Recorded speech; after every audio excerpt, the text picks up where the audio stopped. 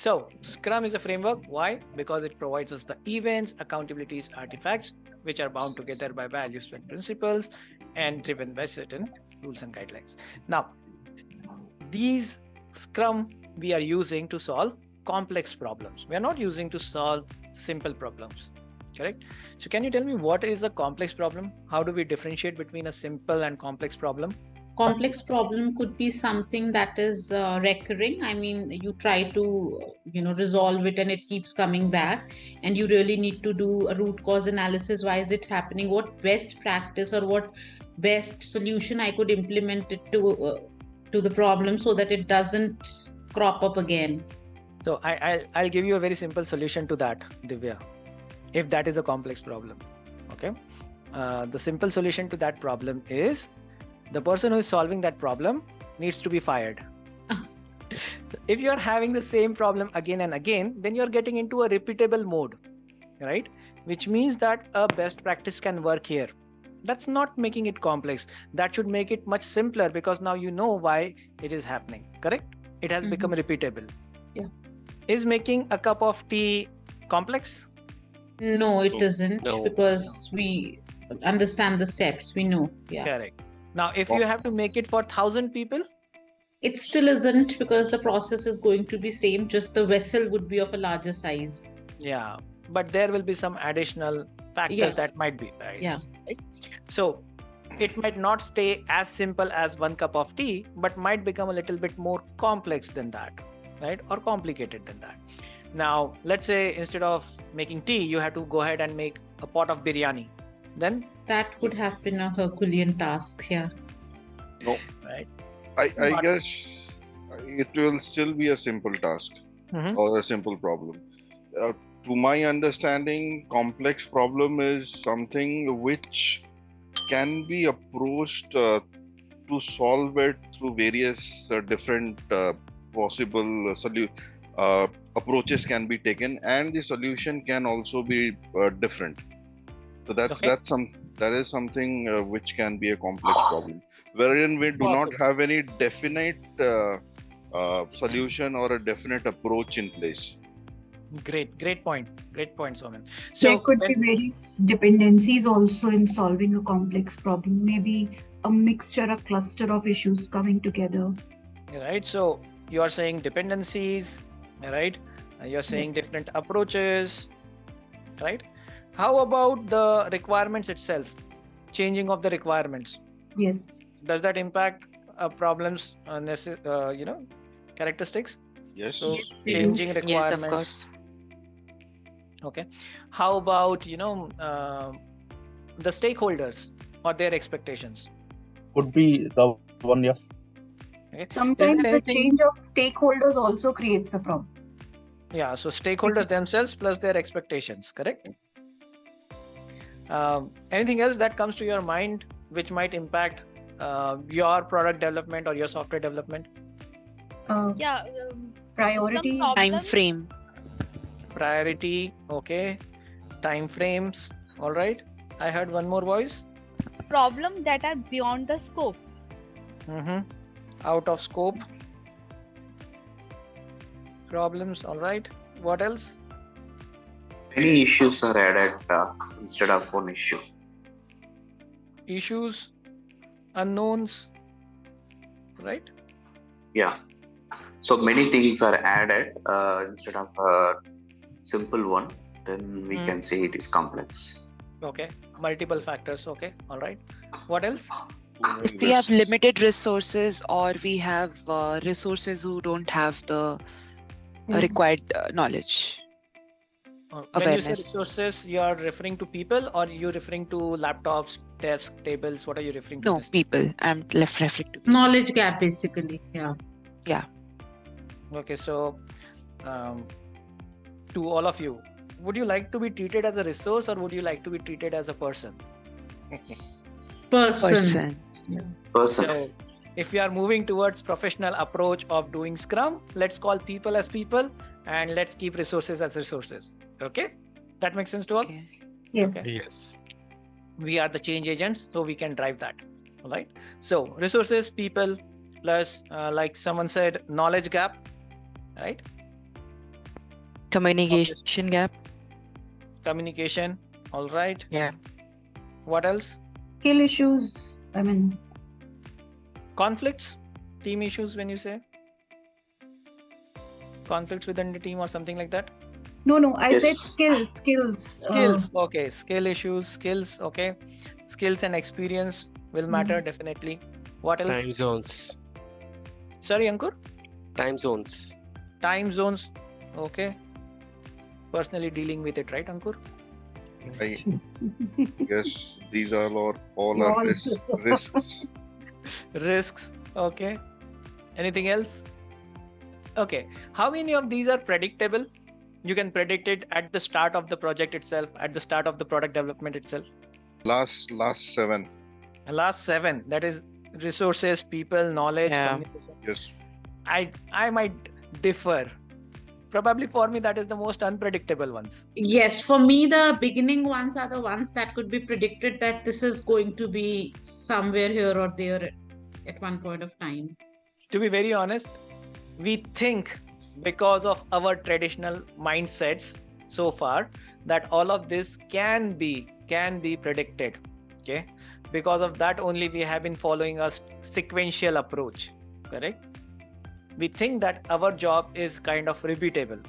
However, none of these factors are predictable. You cannot control them. Can you definitely control the dependencies between two different teams? No. Unless you get into the development and you identify what those dependencies are, you can't, right? Can you go ahead and say, no, we will not take any changing requirements? If you're not taking in changing requirements, then how are you helping your customers to go forward? Yeah, Not helpful. cannot. Right? Skills and experience of people of your team. How much time do you spend interviewing a person for your team?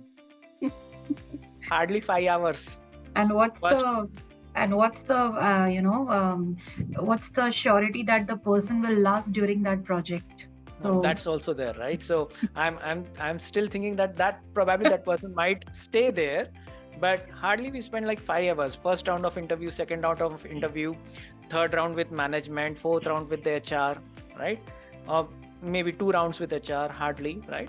So 4 to 5 hours, and in that we have to make a call. We go ahead and make a call. That person comes onto our team, and suddenly a well-gelled team goes into conflicts.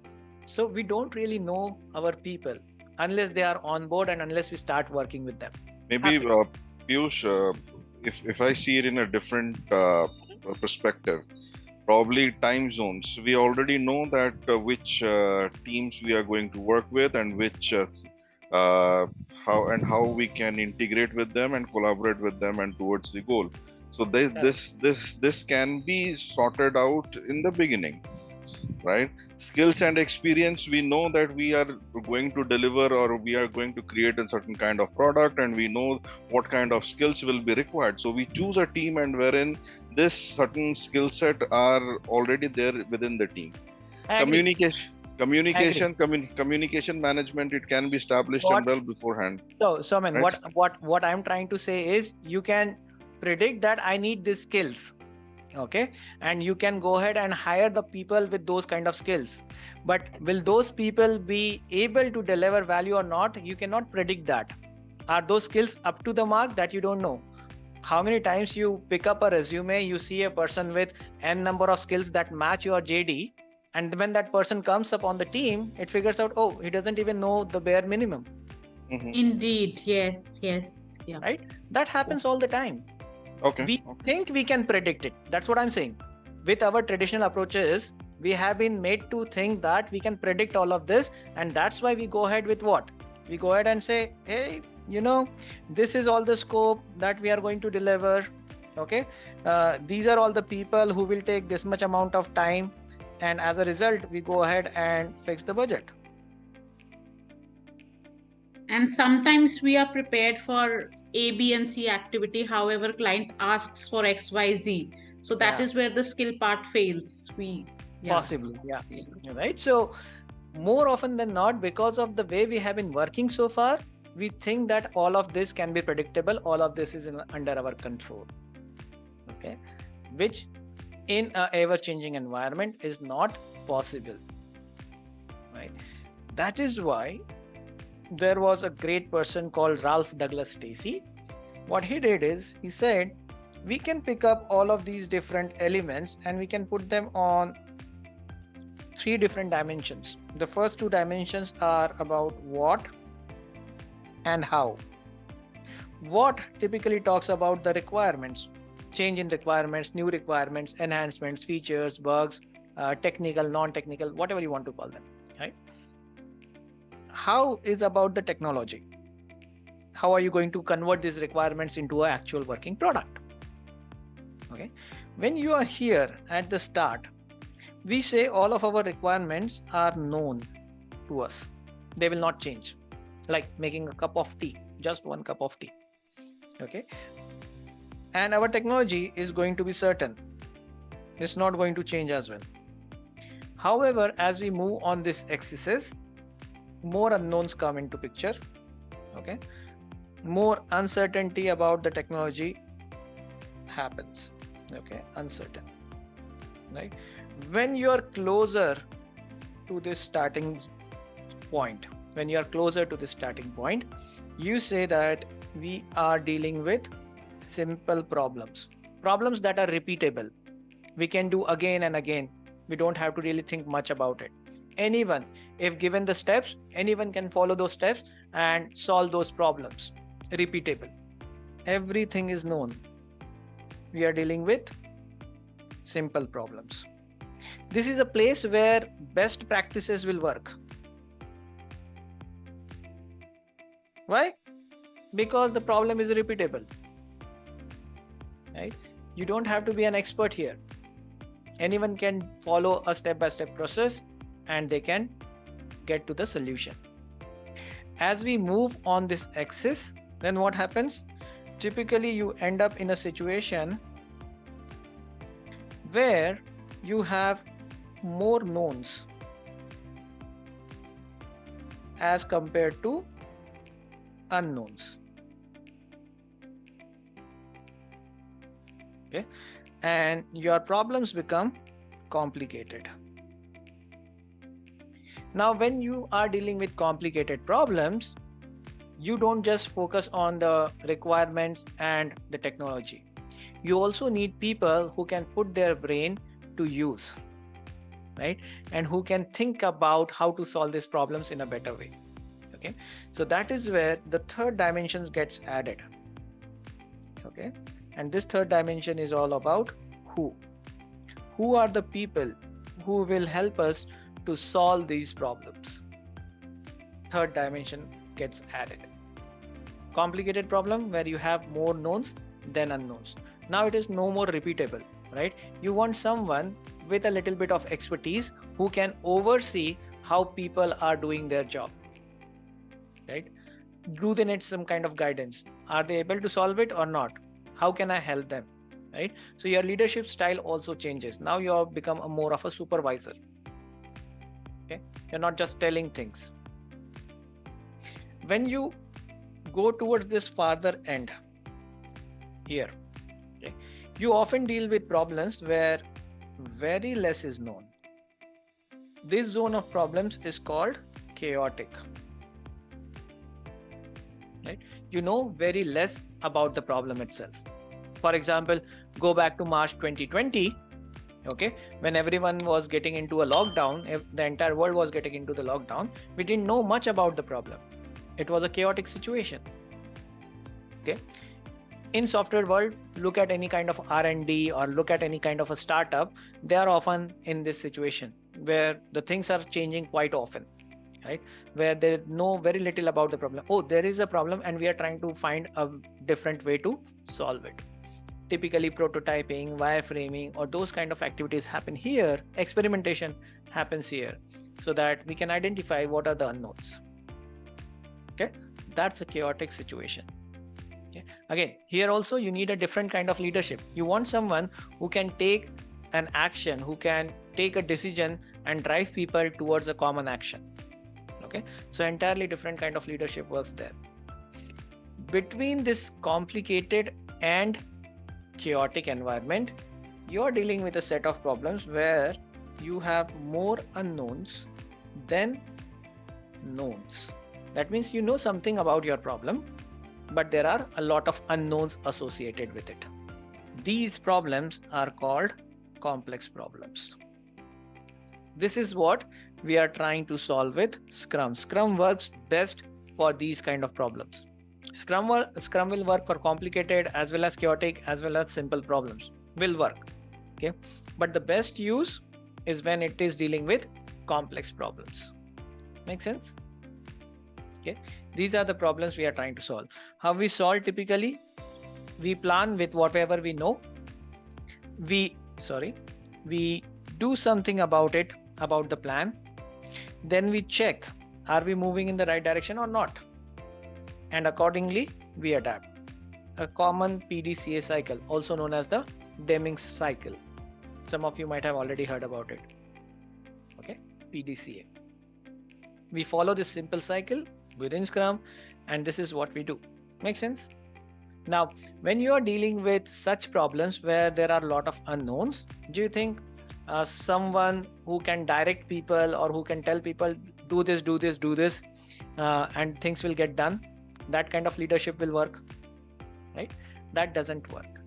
We need a very different kind of leadership here, where the leader's job is to create the right environment for people to find solutions to their problem. And that leadership style is called true leadership, or sometimes it is also called as servant leadership, where as a leader, my job is to figure out how can my team members become more self-managing, how can they become better at what they do, what are the things that I need to do as a Scrum Master, as a leader, to create an environment for them where they can become better at whatever they are doing.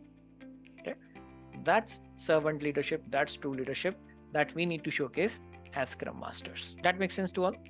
This graph is known as Stacy's graph, not Steffi graph.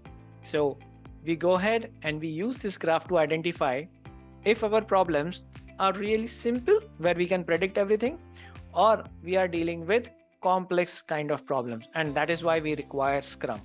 Okay, this should be your first step whenever you are deciding whether we should be doing Scrum or not. Identifying if your problems are really complex. If you know everything about your problem, probably you don't even have to do Scrum, not required. Piyush, good question.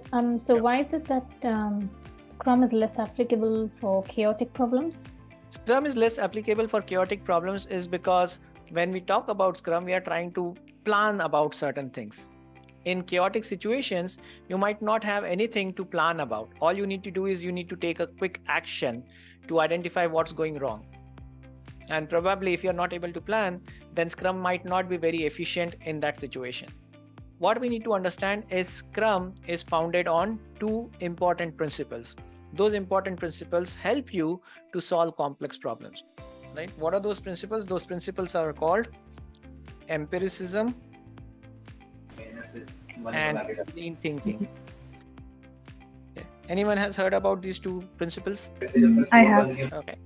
Empiricism and lean thinking. What's empiricism? In the simplest terms, if we focus on empiricism, it says knowledge is acquired in two ways. How do you acquire knowledge? You acquire knowledge by experience, and you acquire knowledge by making decisions based on observations. Have you seen any empirical device anytime around you? Do you have an AC in your room where you are sitting? Yes. Yeah. Okay, So it has a thermostat that makes decision based on observations. That absolutely. Right. What is that thermostat doing? That thermostat is continuously inspecting. Okay. What is it doing? It is continuously inspecting the temperature of the room. All right.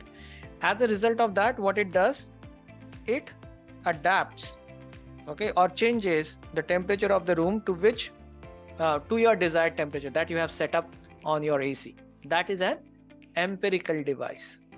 Now, let's say that empirical device, that thermostat, okay, I take a wet towel and I put it on the thermostat in a very hot room. What will happen?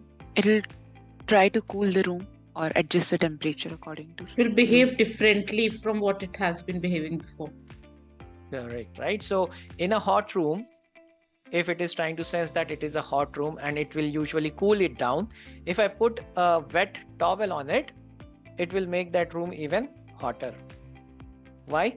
Because the way it is sensing the temperature of that room is now not transparent. It has been blocked by that wet towel. So when the thermostat senses it, it actually senses that the room is cool, whereas the room is actually hot. And because it senses that the room is cool, it starts to warm it up, right? So what is happening? Your inspection is going in the wrong direction, because the data that is getting inspected is incorrect, is invalid. It is not transparent. Okay. For inspection to happen properly, you need to provide transparency. You need to create transparency about whatever you're doing. If this is not there, then your inspection will be incorrect and your adaptation will be also incorrect. These are the three key pillars that enable empiricism. Principle number 1 of Scrum. Okay. If you're taking notes, you can put a star mark here. This could be a probable question in your exam. What are the key pillars of empiricism? Transparency, inspection, adaptation. Without this, empiricism does not work. Without empiricism, Scrum does not work. Okay. Now, the question is, for us again, is how do I enable transparency? How can we create transparency? By keeping everyone informed about the situation. Very good point. Now tell me this, have you heard this kind of conversation sometimes, that when two peers are talking to each other, they say, oh, you know what, my project, it is an absolute piece of SHIT, doesn't work anything, everything is falling apart, and so on and so forth. And then suddenly, a manager comes in and asks, hey folks, how are the things going on? And the first answer that we give is, oh, everything is awesome, boss. Fine, perfectly fine. Of course, yesterday itself. Now, where is the transparency? Yeah, we missed that. We missed that transparency there. Right?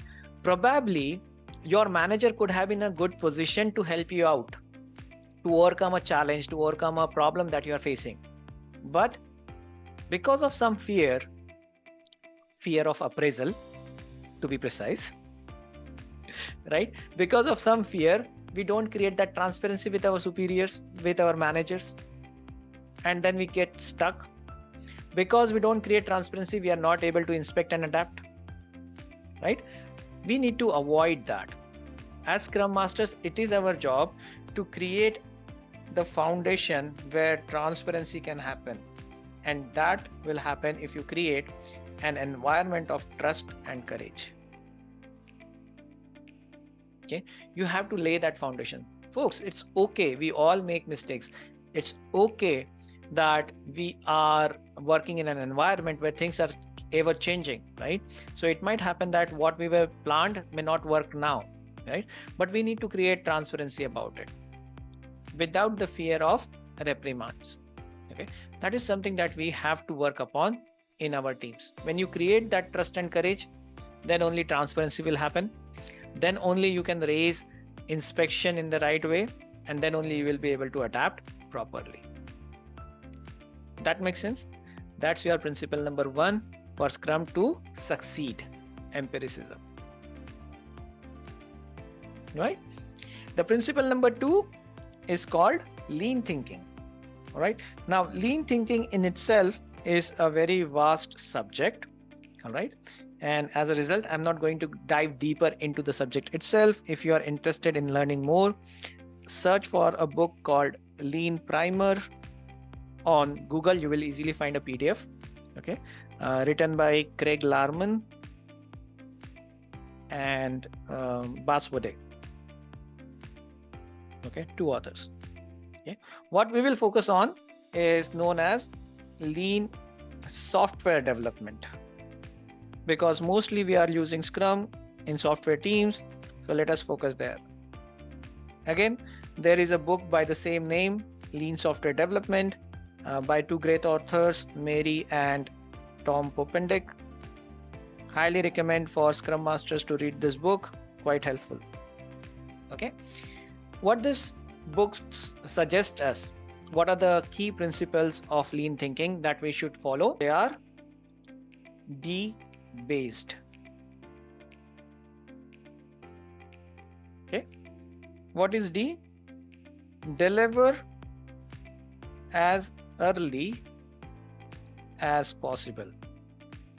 So whatever you are trying to create, take it to your customers as quickly as possible. Okay, don't delay it.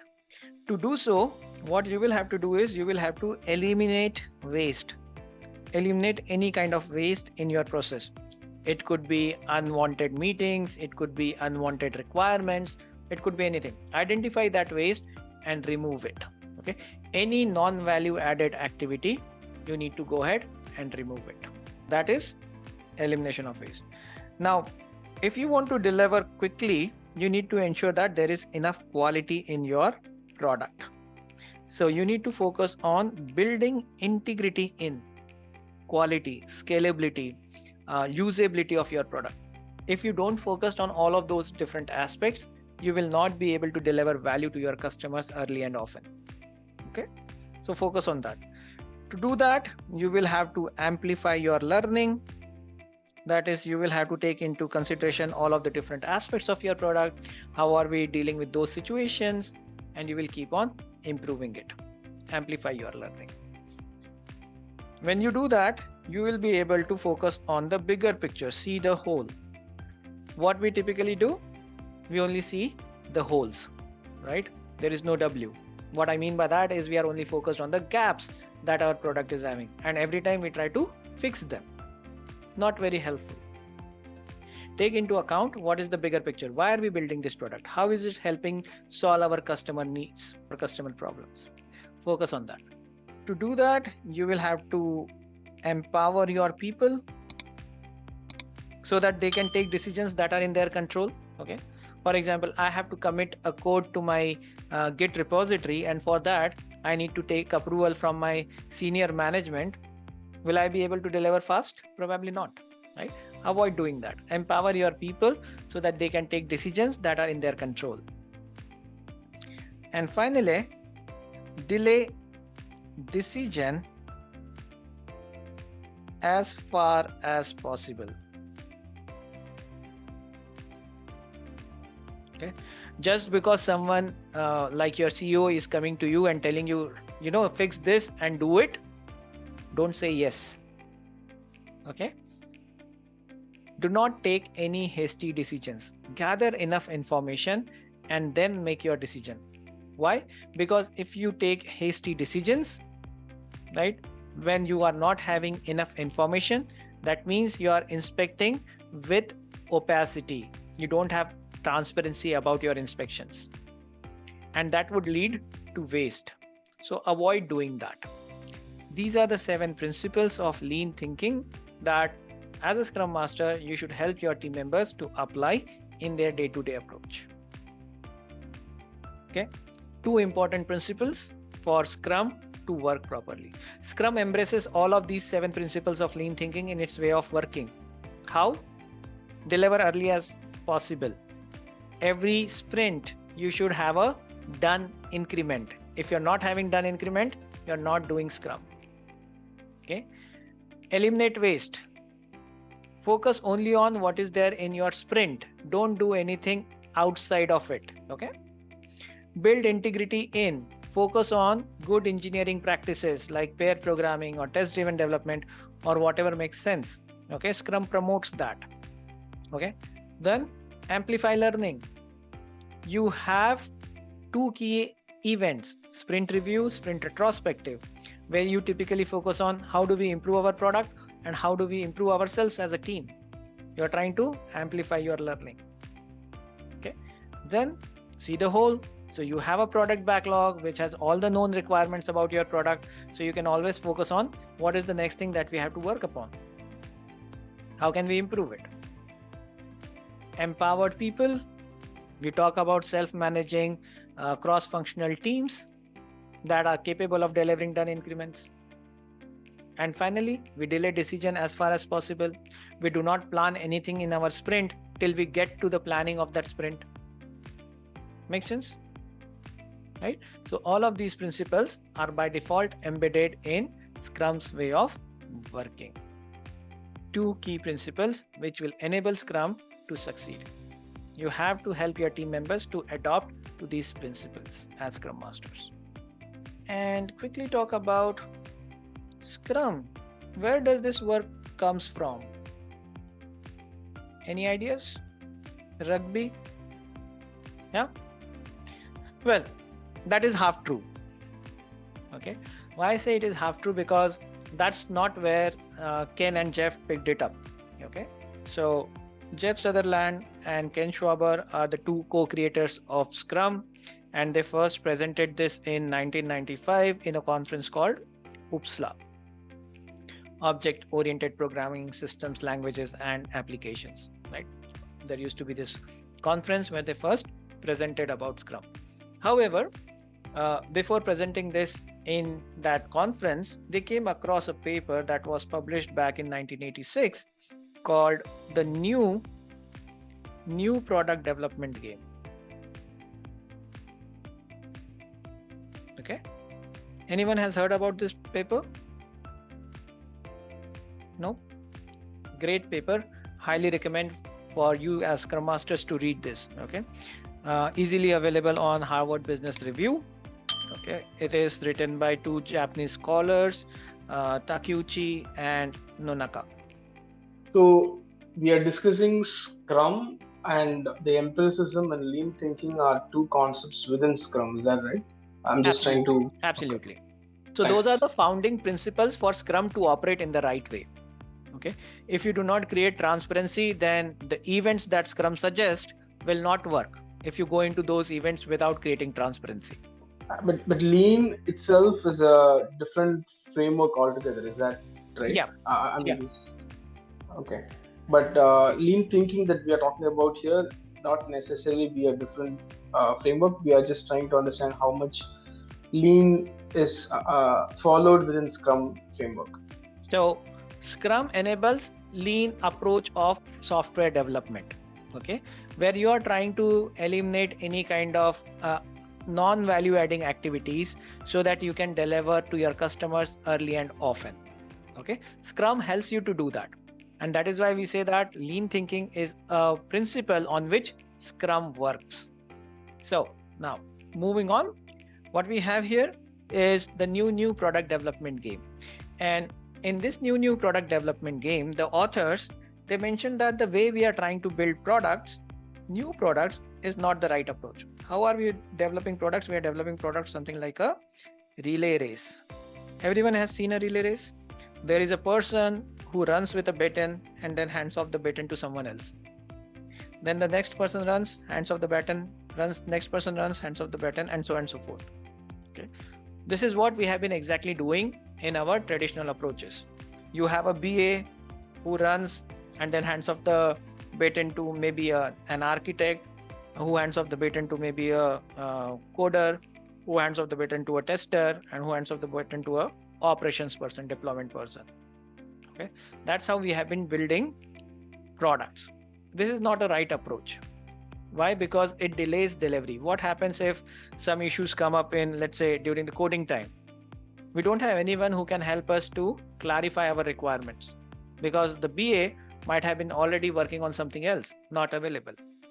What they identified is that certain organizations are moving away from this process, and they're trying to create a work environment where people often overlap with each other. This is a good process. This is a good approach. However, what they said is a much better approach is when all of your people are almost engaged, right, till the last part of your product development. Something like this.